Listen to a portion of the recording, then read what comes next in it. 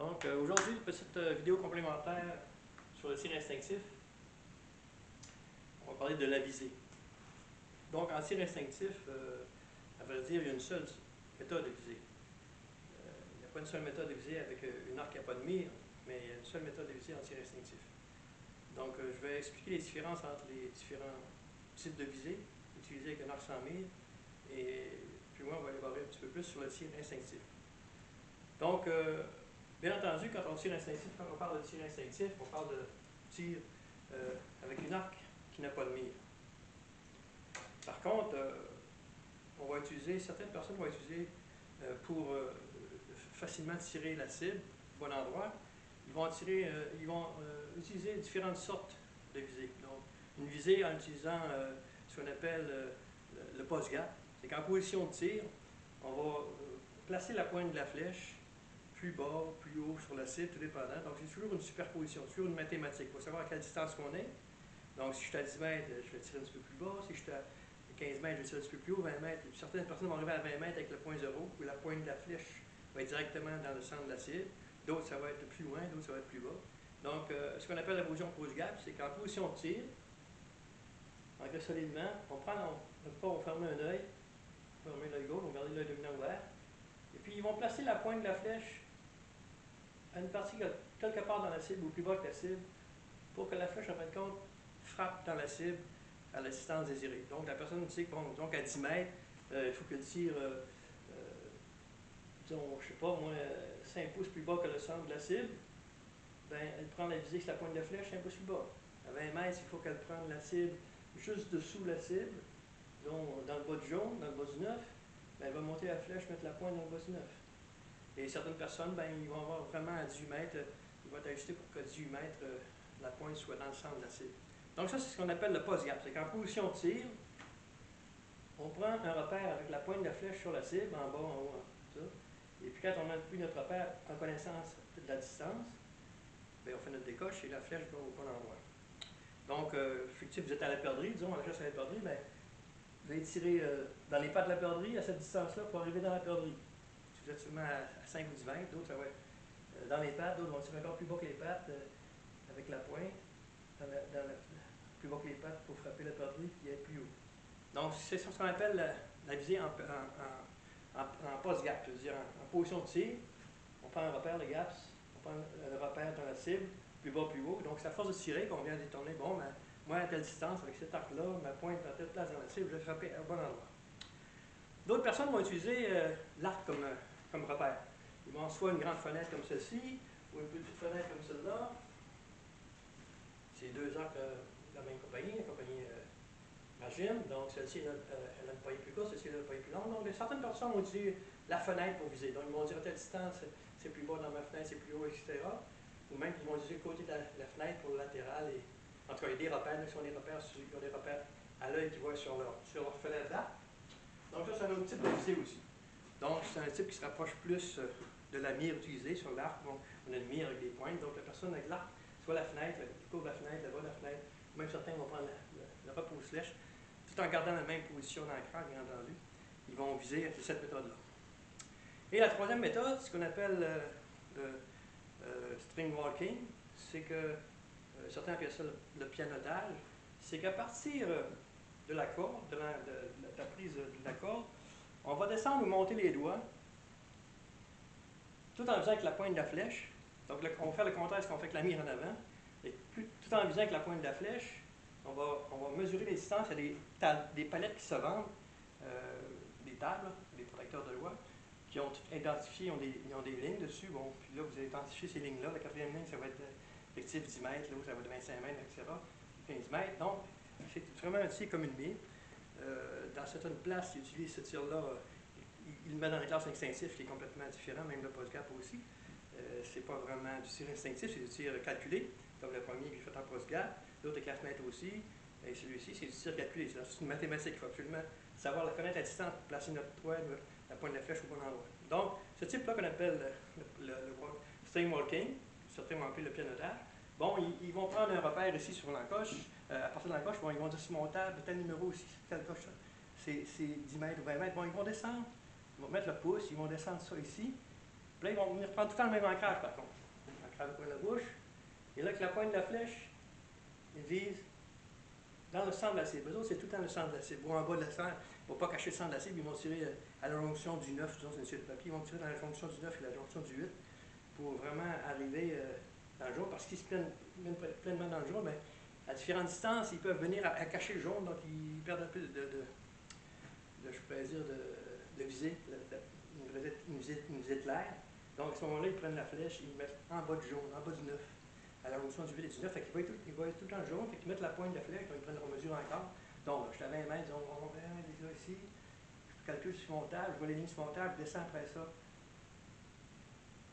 Mes doigts à cette place, et puis par la suite, je mets mon ancrage au coin de la bouche, et je prends la pointe de la flèche, et là je la mets en dessous du jaune, pour ne pas cacher mon jaune, et puis là je les coche.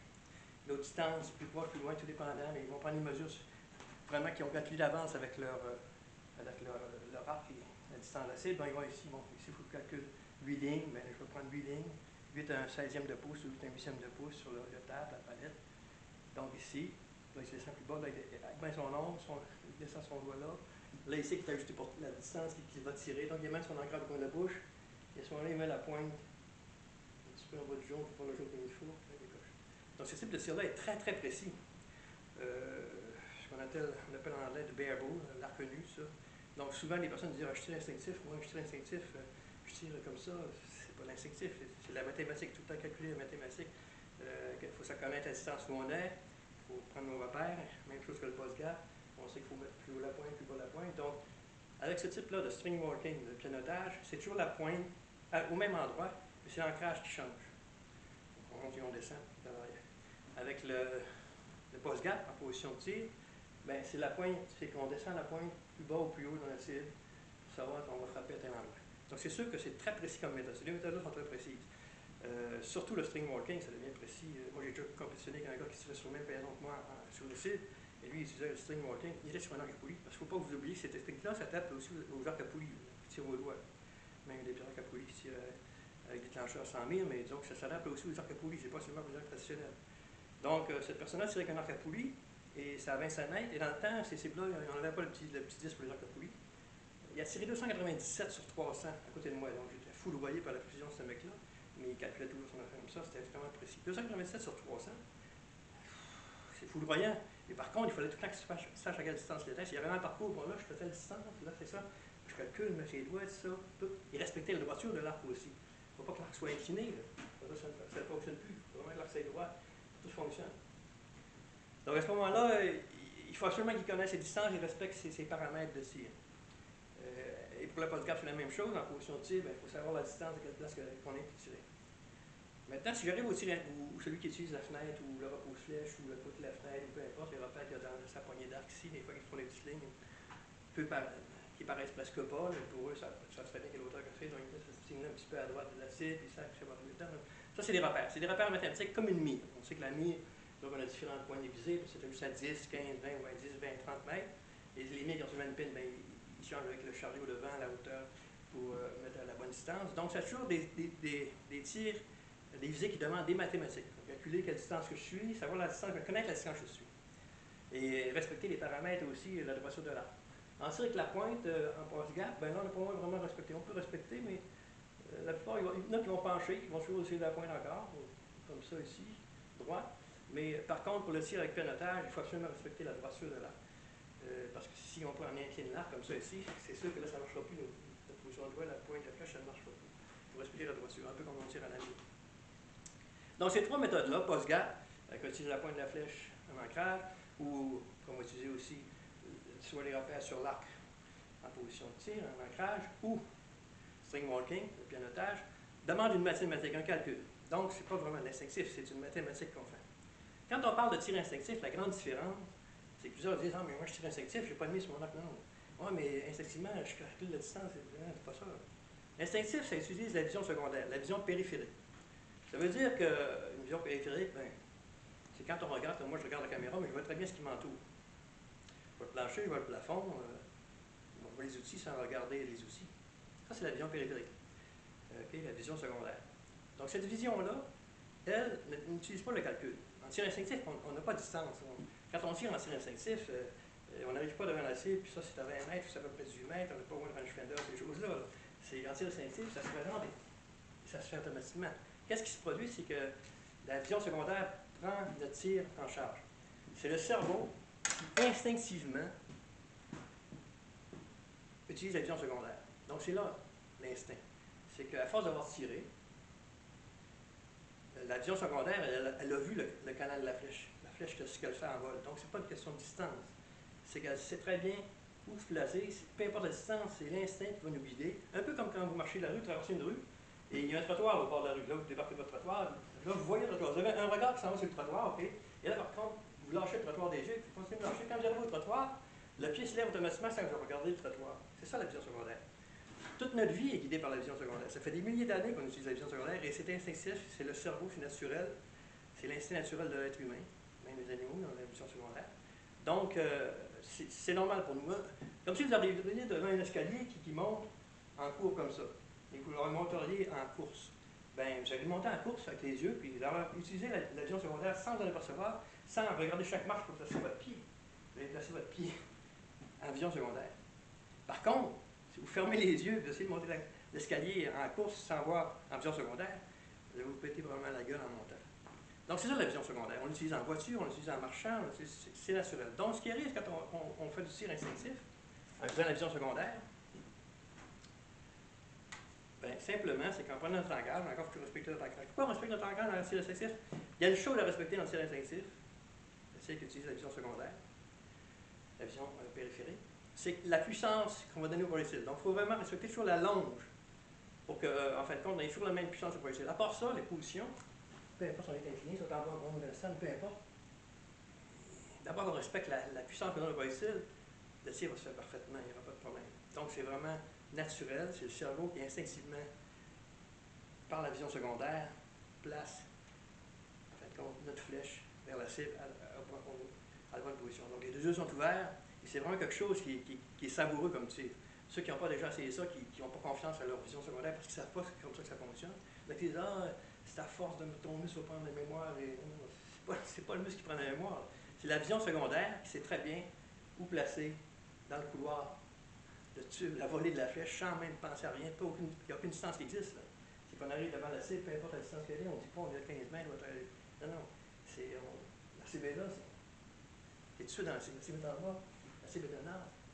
C'est automatique. Il n'y a pas de calcul de distance. C'est ça la finesse et la saveur du tir instinctif. Utiliser notre vision secondaire qu'on utilise depuis des milliers d'années.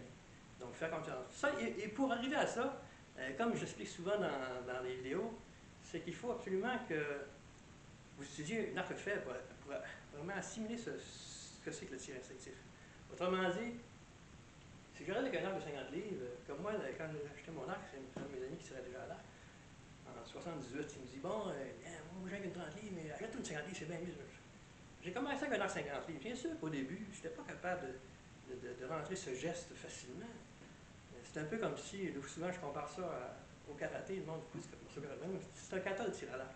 Donc, il faut apprendre le geste parfaitement comme un kata, celui qui apprend le kata en karaté. Et puis, après qu'il aura appris ses katas, ses gestes, ça, là, il va pouvoir aller au combat. C'est le premier soir que vous allez suivre un cours de karaté pour vous mettre tout un adversaire en face. Vous n'aurez pas le temps de savoir quel geste faire, même si vous dites que vous ferez ce geste-là. Vous n'avez pas le temps, l'homme vous frappe. C'est un peu comme si vous avez un arc trop puissant. Vous voulez apprendre tous ces gestes-là, votre kata, votre séquence de tir. Donc, si vous voulez l'apprendre, vous avez un arc trop fort, mais vous allez arriver ici. Ça va être comme ça, puis là, vous allez tirer en snap shooting, dans le geste, sans vouloir vous ancrer. C'est ça. C'est ce qui arrive souvent aussi, que le snap shooting, les ancrages, le tir qui se fait là, je vous ouvre une parenthèse, le tir qui se fait dans le geste, sans arrêt d'ancrage, bien ça, c'est le snap shooting. À force d'avoir tiré un arc trop fort, ils ont développé ce geste parce que le muscle n'est pas capable de tenir. Mais ça, on reviendra plus tard, parce que je vais faire une autre vidéo sur les arcs et les fois plus centrales que ces choses-là. Donc, tout ça pour vous dire que le tir instinctif se fait en utilisant naturellement, le cerveau va utiliser la vision secondaire, et instinctivement d'ailleurs, ça se fait naturellement, pour placer la flèche au bon endroit dans la cible. La visée se fait tout seul, il n'y a pas de distance qui existe, là. Soyez n'importe. C'est ça la saveur du tir instinctif. Et pour ça, ben, pour assimiler ça, ça prend un arc de faible puissance. Donc, comme celle-ci, ben, c'est le même arc que l'autre fois, c'est un 16 livres. Donc, c'est sûr qu'avec le 16 livres, je prends ma position, et là, je laisse, là, pour quelqu'un qui ne l'a jamais fait, qui ne sait pas comment ça marche la vision secondaire, prend son arc, puis là, il laisse le temps à sa vision secondaire de lui montrer le chemin. Les flèches ne sont pas précises, mais vous allez pouvoir, votre cerveau va pouvoir comprendre la vision secondaire, qu'est-ce que c'est, qu'est-ce que vous voulez lui qu'il fasse. Il va le faire, il va le prendre en charge naturellement et instinctivement. Il va prendre cette vision secondaire-là pour vous guider. Et si vous prenez un arc, peu importe l'arc, comme dans j'ai dit, un arc à poulie aussi, c'est encore mieux que un arc à poulie, parce que les arcs à poulie, maintenant, il y a 80% de relaxation, donc on tient à peine 20% de la force de l'arc ou 30%, et après on avait des 60%, 50%. Donc, on tient seulement 30% ou 40% de la puissance de l'arc. Disons aujourd'hui que c'est des 20%. Donc, je suis arrivé avec un arc rationnel de faible puissance. Là, c'est 22 livres. C'est à 62 pouces, un petit peu plus court, je fais ça. Donc, je peux faire aussi l'instinctif. J'ai le temps que cette puissance-là de comment voir la vision. J'ai le temps de laisser travailler la vision secondaire, le cerveau, et vraiment travailler ensemble, conjuguer ensemble pour un tir précis. Bien entendu, il y en a qui vont dire, oui, mais il prend 23 longtemps. Là, il prend même pas son temps pour faire ce geste. Non, mais quand on arrive à la chasse, ces gestes-là se font instinctivement, rapidement, se font naturellement, rapidement. Donc mais c'est rentré dans votre chemin à suivre pour aller au-dessus de la flèche précisément. Donc, là, c'est un gestuel que je fais. Quand on fait ça pour la pratique, pour s'initier aussi, on le fait doucement, le temps de tout voir quand un peu. Quand je vous expliquais la décoche naturelle dans nos vidéos, donc, on fait on a visé, on est en souplesse, on est capable. Et on prend le temps. Donc, on a le temps d'utiliser votre vision secondaire que le cerveau prend en charge. On ne met pas de point, on ne prend pas de repère. On vise vers la cible. Voilà, là. Je sens que ça va être ça. Là. À force de tirer, à un moment donné, vous allez tirer. Ma cible fait un peu de bruit. Là. Il y a des lames de scie derrière. Donc, pour assimiler le tir instinctif facilement, pour un nouvel archer, ben c'est justement de prendre un arc de faible puissance. Celui-ci, c'est un 22 livres. Prenez un 15 livres, peu importe. Et ces arcs-là, ce qui est fin, c'est pas pour vendre des arcs, parce que moi, j'en vends plus d'arcs, c'est fini. Ça, c'est un arc de compagnie Ragine. Ça, c'est un 62 pouces. Il y a, des branches de 22 livres. Vous pouvez acheter un arc comme ça, 15 livres, des 16 livres ou 18 livres, ça prend 2 livres. Et pour faire votre entraînement, votre apprentissage du tir instinctif, et par la suite, vous pouvez acheter des branches beaucoup plus puissantes, bon, 35, 40 livres, peu importe, pour la chasse. Donc, c'est un investissement d'à peu près 175 $ comme ça, grosso modo. Et puis, vous pouvez prendre la faible puissance. Puis, ultérieurement, quand vous serez en forme, vous pouvez monter jusqu'à 40, 42 livres avec ces arcs-là, quand je change seulement les branches, pour environ 100 $. Donc, ça pour vous dire que tout ce qu'on peut faire en tir à l'arc, le pas de béquilles. Quand je dis ça à tout le monde, c'est pas des béquilles, je tire avec ça, oui. Mais ce que je veux dire par béquilles, c'est des instruments supplémentaires comme l'instrument de visée, l'ami, le stabilisateur, le déclencheur. Et oui, c'est un déclencheur qu'on appelle, il y a une clenche tube, c'est un déclencheur. Et quand on tire, c'est une décoche. Okay. Donc, tout ça pour vous dire que prenez le temps d'assimiler le tir instinctif, comme je viens de le faire, comme je viens de vous montrer, avec une arc de faible puissance. Si vous n'avez pas la chance d'avoir une arc de faible puissance, empruntez-la à un ami, quelque chose, parce que c'est pas que votre arc de 50 livres ou 60 livres, vous allez pouvoir laisser la vision secondaire vous montrer ce qu'elle est capable de faire. OK, donc, toujours comme je disais dans notre vidéo, c'est qu'on est en position dans la cible immédiatement, on arrive avec le point d'ancrage, la vision secondaire travaille, je le sais. Et je vais spécifier une chose encore, c'est quand même important. Peu importe quel type de tir vous prenez, que ce soit le tir instinctif, le tir avec le tir en position de tir. Ça, c'est une flèche qui est tombée parce que la cible n'est pas égale dans sa texture, donc des fois les flèches ne réussissent pas à rentrer. Donc, ce qu'il faut retenir, en tir à clé de demi ou en tir à l'instinctif ou en tir post-gap ou pianotage, swing walking ou coup de la fenêtre, donc c'est de se mettre tout de suite, immédiatement, dans la cible. Je fais, comme je l'ai dit, un petit peu tout de suite en départ, je suis dans la cible. Pourquoi ça? Ben, c'est pour éliminer le temps d'attente, le temps d'approche de la mire. Il ne faut pas tirer en approche de la cible. Il ne faut pas prendre la pine, disons que vous direz avec une mire, prendre d'en haut et descendre, quand on arrive dedans, pouf, on lâche, on arrive part d'en haut avec la pine, puis on monte dedans, on lâche. Ah non. C'est dans la cible, tout de suite, immédiatement. Vous allez voir que pour le chasseur aussi, c'est un avantage, c'est des grands avantages. C'est plus rapide. Donc, c'est tout de suite. Vous connaissez la distance avec vos mis, bien, vous êtes à 15 mètres, j'ai ma pine à 15 mètres, bon, j'ai 10 et 20, en tout cas, peu importe. Vous placez tout de suite pour la distance que vous tirez, immédiatement, avant la rangée. Vous êtes déjà dedans en arrivant dans votre ancrage.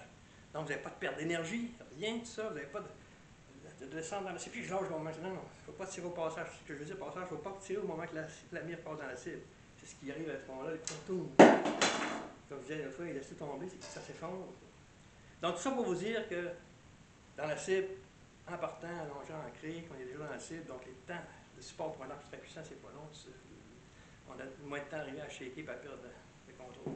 Donc, le tir à l'arc, c'est un mouvement de précision à partir de positions précises, tout en maîtrisant une certaine force d'arc. Si vous ne maîtrisez pas la force d'arc, vous n'aurez pas de précision, en plus, vous ne ferez pas un bon apprentissage. Trouvez-vous un arc pas très faible puissance, peu importe, même si vos flèches ne sont pas balancées avec cet arc-là, ce n'est pas le but. Le but, c'est de former votre technique, tout votre apprentissage, soit la visée, la décoche, le maintien de l'arc, ces choses-là.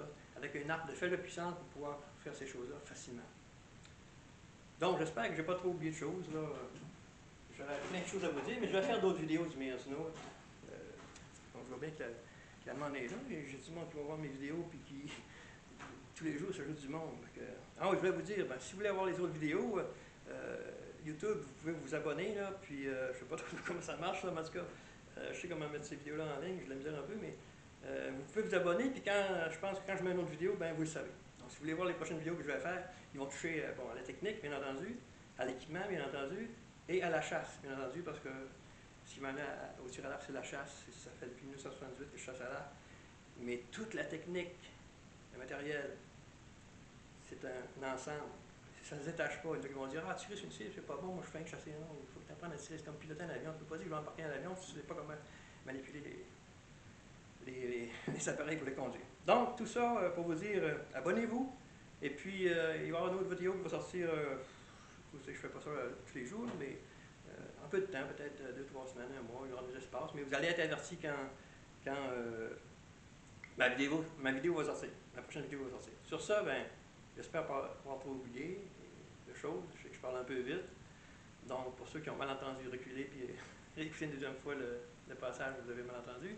Sur ça, je vous souhaite une bonne journée et, bien entendu, une bonne pratique. Et abonnez-vous. À la prochaine.